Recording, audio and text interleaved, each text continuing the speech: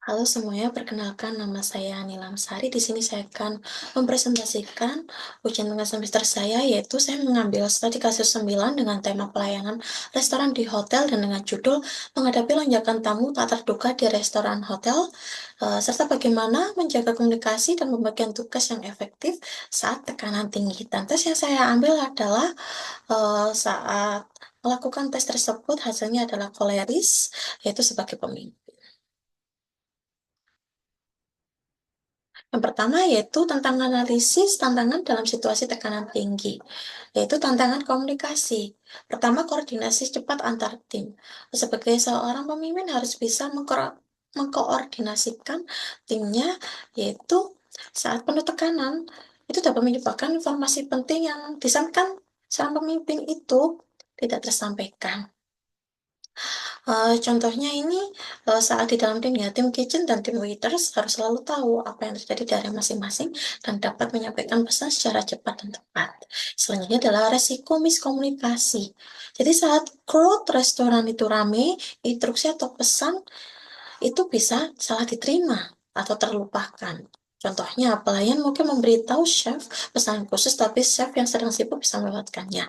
Sebagai seorang pemimpin harus selalu mengingatkan kepada waitersnya untuk melakukan repeat di intercom. Selanjutnya adalah tentang pembagian tugas. Yang pertama, tugas yang seimbang. Sebagai seorang pemimpin, kita harus dapat membagi tim dengan seimbang, agar tidak ada staf yang kelebihan beban. Uh, dan begitu tugas utama harus tetap berjalan, tapi dukungan antar rekan ini juga penting. Selanjutnya adalah pembagian peran saat lonjakan. Perlu adanya prosedur khusus saat terjadi lonjakan pengunjung. Misalnya, saya sebagai pemimpin harus bertanggung jawab untuk memprioritaskan tamu, siapa yang menangani pesanan besar, dan siapa yang menangani pelayanan yang membutuhkan perhatian khusus. Yang selanjutnya adalah strategi komunikasi efektif dengan tim. Itu pentingnya komunikasi yang jelas dan terbuka. Pertama, penggunaan alat komunikasi instan. Biasanya di restoran itu terdapat walkie-talkie. Biasanya di telinga waiters itu ada seperti headset gitu, itu nyambungnya ke walkie-talkie, dan walkie-talkie tersebut biasanya nyambung dengan waiters, kasir, dan di kitchen. Jadi semuanya itu bisa tahu uh, bagaimana seketika ada pesanan muncul, itu kita bisa berkomunikasi. Yang selanjutnya adalah teknik komunikasi singkat. Biasanya kita menggunakan kode-kode singkat. Biasanya terdapat di caption order atau sesama waiter dan kitchen itu juga ada kode-kodenya. Yang berikutnya adalah memberikan briefing cepat sebelum dan saat ramai.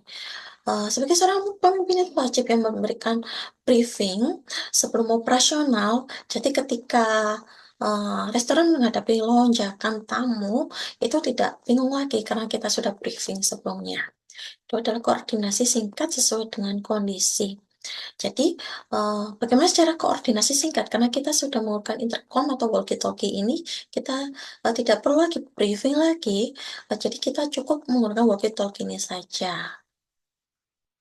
Selanjutnya adalah strategi pembagian tugas yang efektif, yaitu dengan yang pertama yang mengidentifikasi peran dan tanggung jawab, yaitu pembagian peran yang jelas. Sebagai seorang pemimpin, kita harus dapat membagi tim kita dan memainkan peran mereka, baik itu di bagian layan depan, waiter atau kasir, maupun di kitchen ya. Bagian ini dapat memudahkan semua pihak agar tidak terjadinya tumpang tindih dan bisa menjalankan tugas masing-masing dengan lancar. Selanjutnya adalah penugasan staf tambahan. Biasanya kalau ada reservasi atau memang kita sudah tahu kapan lonjakan di restoran ini terjadi, kita membutuhkan floater. Yaitu floater ini dapat membantu kerja seorang waiters ya, dan memberikan pesanan yang setelah selesai. Yang selanjutnya adalah rotasi dan pengelolaan staf di area SIPO. Itu pembagian area kerja yang jelas. Misalnya dalam lantai 1, lantai 2 ya.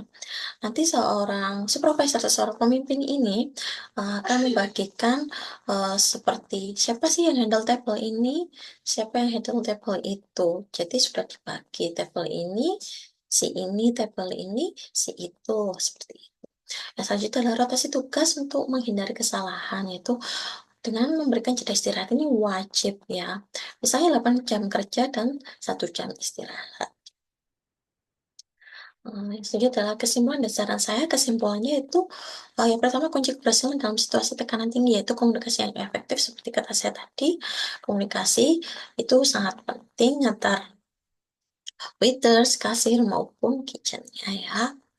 Yang kedua adalah kapasitas tim yang baik, ini wajib, karena, eee, s seorang pemimpin yang baik itu harus bisa mengkolaborasikan, tim yang baik juga.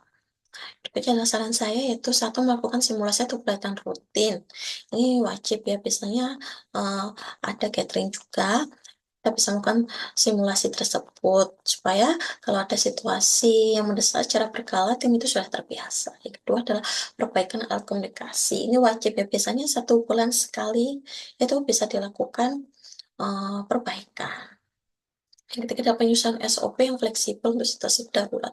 SOP ini harus sudah jelas ya sebelum melakukan pekerjaannya itu sudah harus, tahu SOP-nya seperti apa. Saya rasa itu saja yang bisa saya jelaskan untuk kali ini, kurang lebihnya mohon dimaafkan. Sekian dan terima kasih.